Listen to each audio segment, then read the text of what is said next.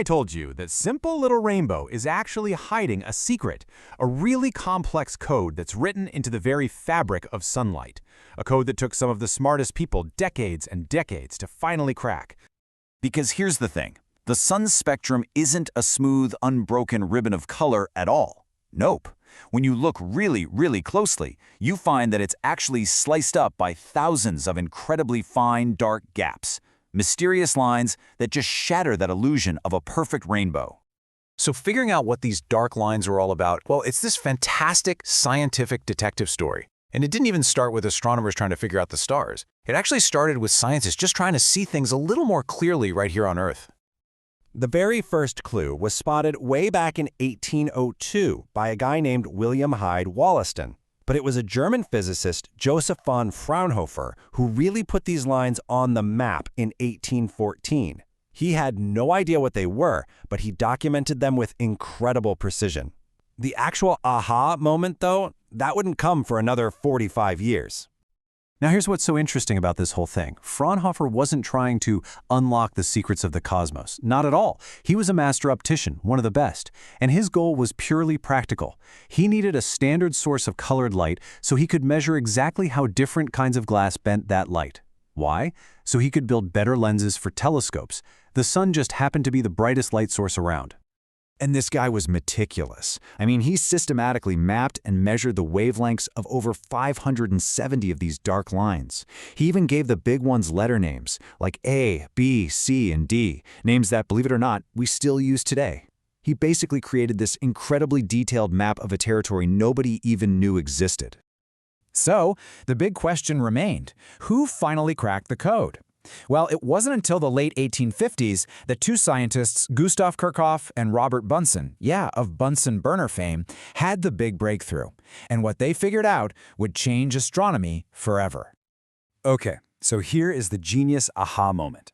In their lab, Kirchhoff and Bunsen found that when they heated up a chemical element, like say sodium, the gas didn't just glow with the full rainbow. No, instead it produced a spectrum with very specific bright colored lines, an emission spectrum.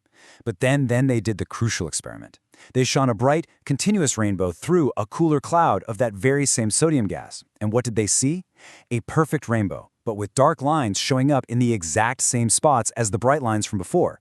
The cool gas was literally eating its own signature colors out of the light. And that was it.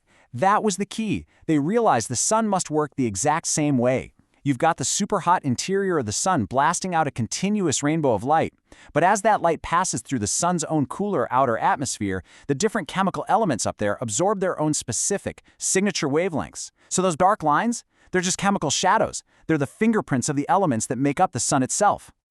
And so, in honor of the man who first mapped them with such incredible care, these absorption lines in the sun's spectrum are known to this day as the Fraunhofer lines. The sun's secret code had finally been cracked. But this discovery did so much more than just solve an old mystery. It gave humanity a brand new, unbelievably powerful tool. All of a sudden, the Fraunhofer lines became a kind of cosmic Rosetta Stone, letting us finally read the chemical language of things millions and millions of miles away. And this table here shows you exactly how it works. You can think of it like a cosmic barcode. You see that red line that Fraunhofer called C? We now know that's the telltale sign of hydrogen.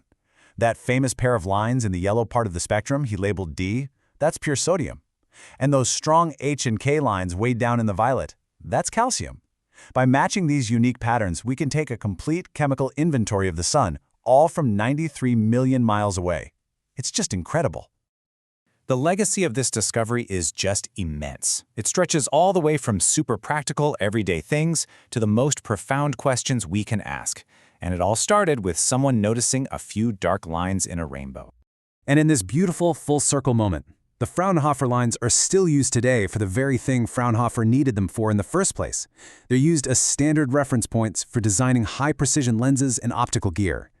But of course, their biggest legacy is in astronomy. This whole technique, spectroscopy, is the absolute foundation of modern astrochemistry.